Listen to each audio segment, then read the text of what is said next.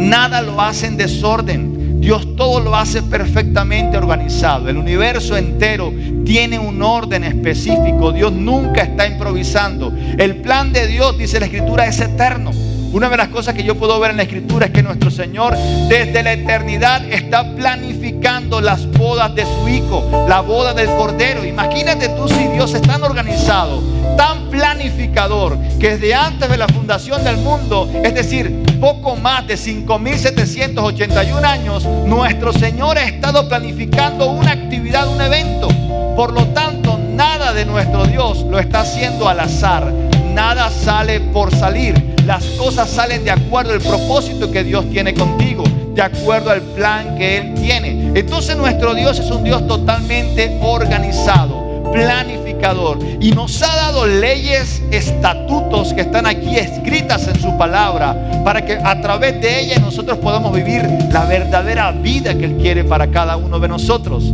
Él ha establecido esas leyes, esos estatutos, y así como el mismo universo trabaja con leyes como las leyes físicas, la ley de la gravedad, la ley de la termodinámica, Dios también tiene leyes y patrones para nuestra bendición, para podernos bendecir, porque Dios no hace nada al azar. Todo tiene una causa, por lo tanto surge un efecto. Para poder ver esos efectos beneficiosos, esos efectos que a ti y a mí nos bendicen, se requiere que podamos comprender cómo Dios opera, cómo Dios trabaja, cuáles son los patrones para poderlos identificar. Porque ¿qué es un patrón? Es aquello que se repite constantemente para obtener un mismo resultado. Cada vez que tú y yo podemos tener un patrón identificado y lo operamos o lo activamos o nos movemos en ese patrón, vamos a obtener el mismo resultado que obtuvieron aquellos que lo han practicado. Entonces quiero enseñarte que Dios constantemente todo lo hace por patrones. ¿Por qué muchos de nosotros no vemos ese fluir de la bendición? Porque no hemos identificado el patrón. ¿Qué es lo que tenemos que hacer para que ese patrón se establezca en nuestra vida y podamos ver el resultado esperado? Es decir, cuando yo miro un patrón, es como cuando una modista tiene un modelo, ¿cómo se llama eso? Sí, un molde. Y a través de ese molde, esa modista lo corta y todas las piezas salen igual. ¿Me estoy explicando? Entonces, si esa modista quiere tener un resultado de acuerdo al molde, tiene que cortarlo de acuerdo al molde, a la figura que tiene ese molde, ese modelo que se ha establecido, para poder multiplicar esa pieza. ¿Me estoy explicando? Entonces, Dios tiene patrones que tú y yo podemos identificar, que cuando los aplicamos o los practicamos, definitivamente vamos a tener el resultado de ese patrón original. Por eso la Biblia establece para nosotros que todo lo que está escrito se escribió para nuestro beneficio, está escrito para nosotros. Por eso cuando tú y yo identificamos un patrón, por ejemplo como el de David, podemos identificar qué hizo David que obtuvo una bendición, qué hizo Salomón que obtuvo su bendición, qué hizo Moisés que obtuvo su bendición, qué hizo Nehemías que pudo obtener su bendición, qué hicieron ellos que desataron sobre su propia vida un patrón de bendición y por eso vivieron constantemente sobre cielos abiertos. Ellos constantemente estaban activando algo de la Escritura que Dios les reveló y que se convierte entonces para nosotros en un patrón de esa bendición. Mira lo que dice Jeremías capítulo 33 versículo 25 para empezarle a dar contexto a lo que estamos conversando en esta mañana. Así dice el Señor: si yo no hubiera establecido mi pacto con el día y con la noche, ni hubiera fijado las leyes que rigen el cielo y la tierra. Deténgase ahí. ¿Qué hizo Dios? Hizo un pacto con el día y con la noche. Nunca el tiempo va a terminar hasta que venga la eternidad. Mientras nosotros estemos vivos y estemos en este plano, el tiempo va a estar por encima de todo. Es decir, reyes pasarán, naciones pasarán, eventos pasarán, pero el tiempo continuará. Es decir, el sol va a salir, la luna va a salir hasta que Dios lo determine.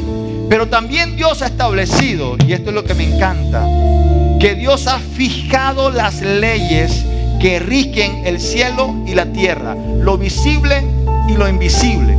Dios ha fijado leyes aquí naturales en este planeta para hacer que las cosas puedan funcionar. Por ejemplo, la ley de la impenetrabilidad. un cuerpo o dos cuerpos no pueden ocupar el mismo espacio al mismo tiempo. Eso es una ley. Si tú ubicas un cuerpo dentro de otro cuerpo, tienes que sacar uno, porque no pueden ocupar el mismo espacio. Hay leyes físicas que Dios ha determinado, como la ley de la gravedad. Todo lo que sube tiene que bajar. Hay una fuerza centrípeta que atrae todos los cuerpos hacia el centro de la tierra. Hay una ley que es la ley de la misma de la gravedad, que es centrífuga, que todo lo que sale disparado tiene una tendencia hacia afuera. Dios ha establecido leyes en esta tierra. Asimismo, el ámbito del Espíritu tiene leyes en las cuales tú y yo podemos operar. Y me encanta que el libro de Jeremías dice: las he fijado. No simplemente las ha determinado o las ha puesto, sino que dice la Escritura: las fijó. Es decir, que están puestas en cierto lugar intencionalmente para que nosotros las podamos identificar. Cuando tú y yo podemos identificar estas leyes que gobiernan el cielo, que gobiernan la tierra, que hacen que lo visible y lo invisible funcionan, entendemos que las cosas no ocurren sin una causa. Proverbios capítulo 26 dice: la maldición sin causa jamás llega a su destino. Para que alguien reciba una maldición requiere tener una causa, una razón por la cual se activó. De la misma manera, si la maldición llega con causa, la bendición de Jehová llega con una causa. Esa causa es lo que nosotros le hemos denominado a esta serie el patrón de la bendición. Y cuando la Escritura establece aquí en Jeremías la palabra ley, leyes, es la palabra kokau, que significa estatuto, ordenanza, límite, promulgación, algo prescrito o un estatuto. Significa que está designado, que es la manera de operar, que es una ordenanza, que es un estatuto. Por eso tú y yo tenemos que entender que estas leyes como tal, Dios ha determinado como patrones. ¿Qué es un patrón? Anote por favor.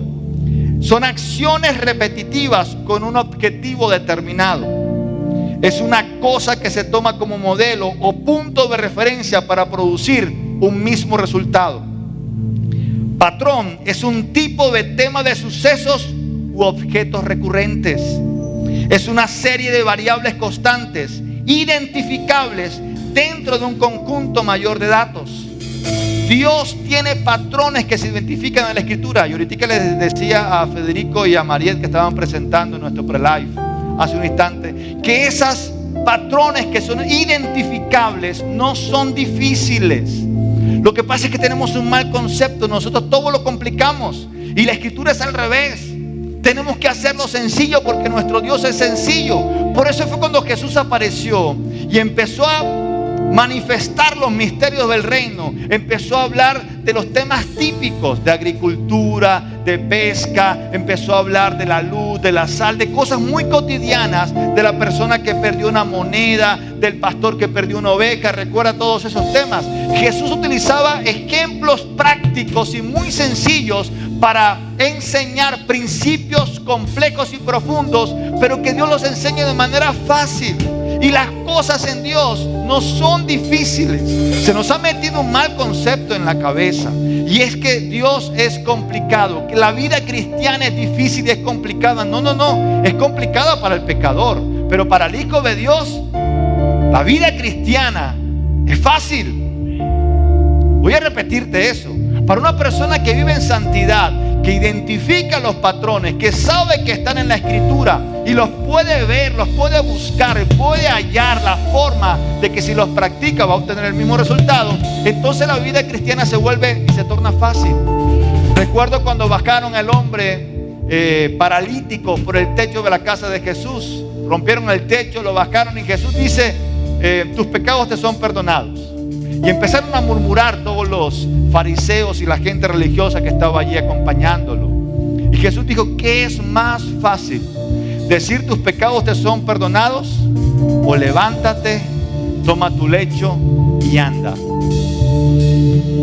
Eso siempre me ha impactado. Jesús dijo que hay cosas que son más fáciles que las fáciles. No quiere decir que hay cosas difíciles. No. Está diciendo que es más fácil. Entonces quiero que tú entres en el concepto de lo que puede ser más fácil. Dios no lo complica, Dios lo facilita. Las cosas en Cristo son fáciles, sencillas, y hay otras que son más fáciles que las fáciles. Cuando tú identificamos eso, nos relajamos y podemos decir: salir de la deuda que tengo de 200 millones de pesos, ¿cómo es? Fácil. Ser sano de esta enfermedad que tengo, ¿cómo es? Fácil. Ser provisto de lo que requiero para alcanzar mi propósito, ¿qué es? Fácil. Entonces, cuando tú empiezas a cambiar tu conciencia, las cosas van a empezar a parecer más fáciles. Pero si tú empiezas a considerar que las cosas son difíciles, no. La Biblia establece un principio: ¿habrá algo difícil para mí? Para Dios nada es difícil. Para Dios todo es sencillo, fácil. Por eso Él podía alimentar una multitud cuando los apóstoles dijeron: ¿de dónde vamos a sacar pan para tanta gente o comida para tanta gente? Ni siquiera 200 denarios podrán alcanzar para ellos. ¿Qué tienen allí? 5 panes y 2 pescados, con eso basta, tráiganlos. Les voy a enseñar cómo opera el reino de manera sencilla. Lo levantó, dio gracias, lo partió en 12 cestas, la distribuyó y le dijo a los apóstoles: distribúyanlo entre la gente. Fácil. Y el pan y los pescados empezaron a multiplicarse hasta que todos quedaron saciados y se recogieron de lo que sobró 12 cestas llenas. Ese milagro lo vemos 2 veces en la Escritura, con 5,000 hombres sin contar mujeres y niños, y luego con 4,000 sin contar mujeres y niños. Lo que te quiero indicar es que para Dios es sencillo. Cuando el pueblo de Israel estaba caminando por el desierto rumbo a la tierra prometida, empezaron a murmurar que querían comer carne. Y dice la Escritura que vino un viento y llenó toda la tierra de codornices, hasta el punto que comieron tanta carne que se les salía por las narices. Para Dios, enviar codornices en un desierto es fácil. Para Dios proveerte es fácil. Para Dios sanarte es fácil. Para Dios resolver tu matrimonio es fácil. Para Dios corregir a tus hijos es fácil. No hay nada difícil para Dios. Todo para Dios es fácil. Y cuando tú y yo entramos en ese concepto de lo que realmente es sencillo, de lo que realmente es fácil, y hay cosas que son más fáciles, podrás empezar a buscar dentro de la palabra, dentro de la Escritura, estos patrones fáciles de aplicar que te llevan a la bendición. La bendición requiere algo que la active, que tú descubras ese patrón. Y te voy a enseñar algunos patrones en esta mañana que Dios estableció para todos nosotros. Primero, por ejemplo, todos nosotros queremos que nuestros proyectos se cumplan, que tengan éxito. ¿Cuál es el patrón para que todos nuestros proyectos tengan plena realización, tengan éxito en todo? Te voy a enseñar ese patrón que la Escritura establece y te voy a dar un par de versículos al respecto. Primero de ellos, Proverbios capítulo 16, versículo 3. Mira este patrón que si tú lo aplicas vas a obtener el mismo resultado que te está diciendo la Escritura. Proverbios capítulo 16, versículo 3. Pon en manos del Señor todas tus obras y tus proyectos se cumplirán. Voy a repetirlo. Pon en manos del Señor todas tus obras y tus proyectos se cumplirán. ¿Por qué nosotros fracasamos? Porque nos creemos tan suficientes que no involucramos a Dios en nuestros proyectos. Decimos: no, Dios aquí no se mete, Dios no toca esto. No, al revés, Dios toca todo, pero toca aquello que tú pones en sus manos. Por eso, si tú vas a desarrollar una nueva empresa, un nuevo negocio, un nuevo proyecto, no creas que ya lo sabes hacer. Vuelve a poner en las manos del Señor ese proyecto para que esos proyectos se puedan cumplir. Pon en manos del Señor todas tus obras para que tus proyectos se puedan cumplir. Mira lo que pasó con el pueblo de Israel cuando entra a la tierra prometida. La primera ciudad amurallada que cae es Jericó. Usted lo va a encontrar allí en el libro de Jueces, el libro de Josué. La primera ciudad que cae es Jericó, la ciudad amurallada que le tenían miedo. Empezaron a rodearla por dirección divina. Ellos pidieron a Dios dirección de cómo conquistar. Caen las murallas, ustedes recuerdan el texto. Ellos invaden Jericó y la conquistan por completo. Siguen avanzando y hay una pequeña ciudad, Hai se llama. Pero ya ellos no buscan la dirección de Dios. Ellos salen directamente a conquistar Jai y caen muertos de ellos varios. Se asusta el pueblo de Israel. ¿Qué fue lo que pasó? ¿Por qué fracasaron en una empresa tan pequeña cuando vienen de un éxito tan grande de Jericó? No pusieron en las manos del Señor sus obras para que sus proyectos se cumplan.